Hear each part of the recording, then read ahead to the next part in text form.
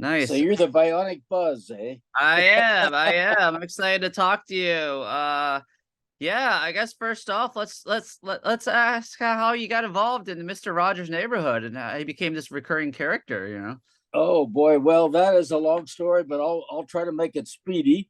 Uh, in 1967, the summer of '67, I was in London visiting my cousin. He was in the Navy, and I was there, and you went to the American Express office to get your messages.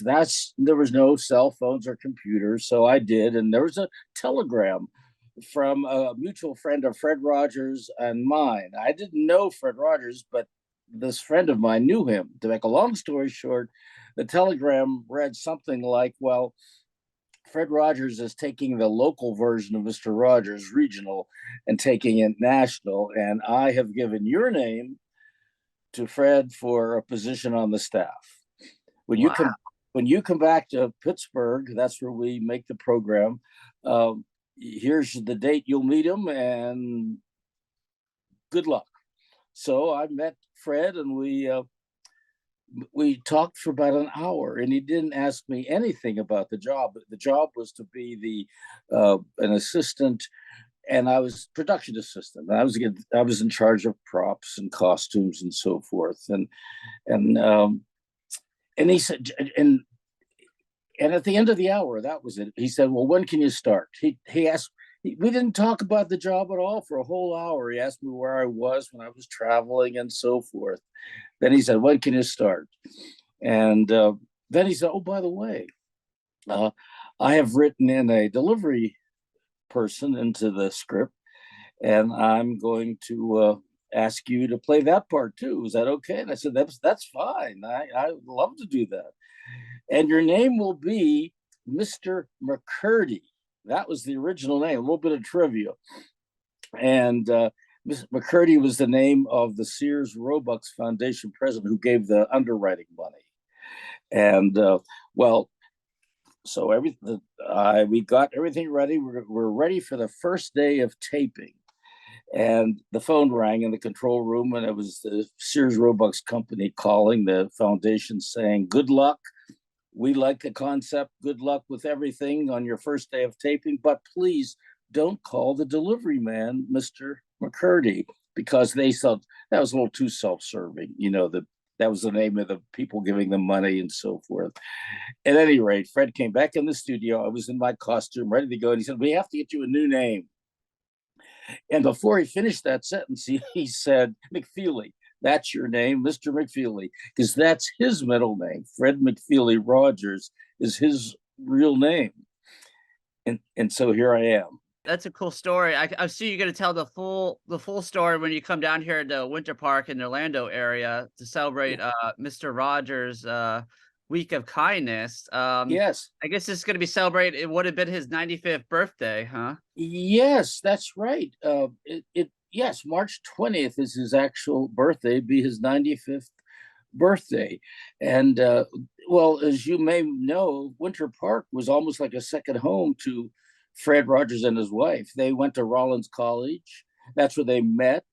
And in the winter, they would spend a couple months in Winter Park, um, getting away from the winter in Pittsburgh.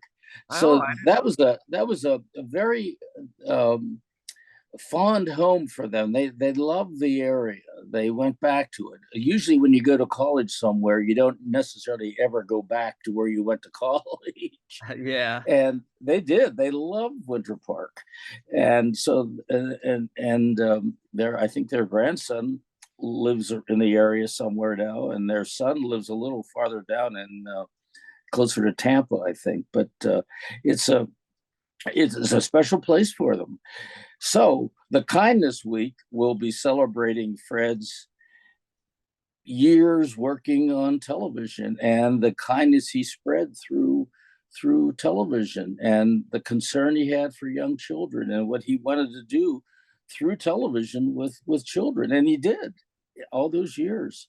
And I was privileged enough to be part of that mission.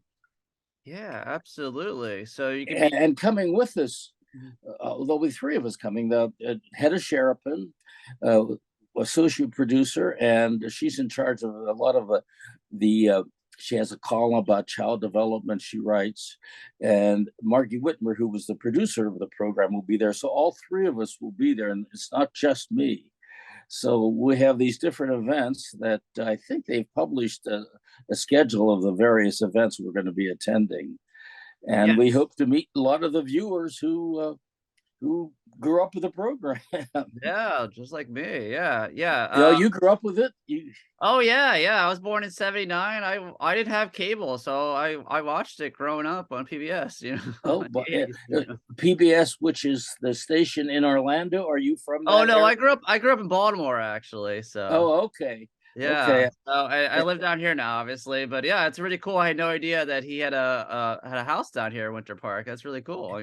Yeah. Well, yes, they I think they rented it each year, but it was the same house. But that's the whole reason for this kindness week, because Rich Bradley, who's the coordinator of this whole week, and his idea, he knew that Rich Bradley was from Pittsburgh, so he had sort of the history of the neighborhood, and he knew of Fred Rogers' love for Winter Park area. So he said, let's do this kindness week, and he asked us, and here we are. This is the first time we've been doing it, but we'll see how it all turns out. I hope a lot of people come to the various events. I'd like to meet them.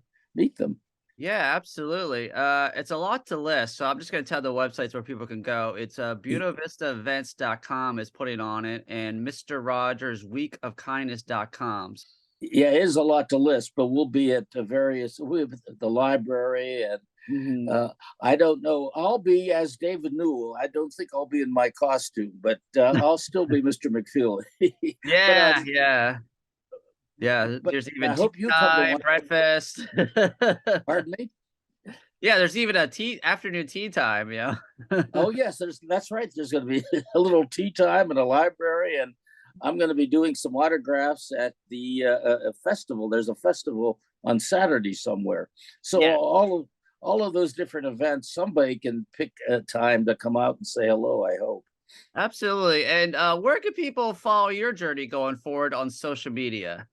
There's McFeely, by the way.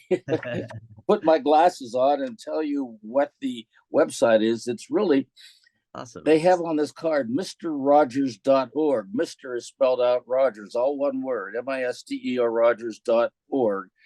And that'll get them to a website. But also, there's another one they can get. There's a speedy delivery movie out now, a documentary.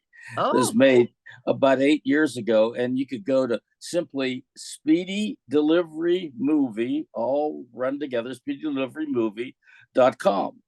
And there's more information there. So there's, and here's one.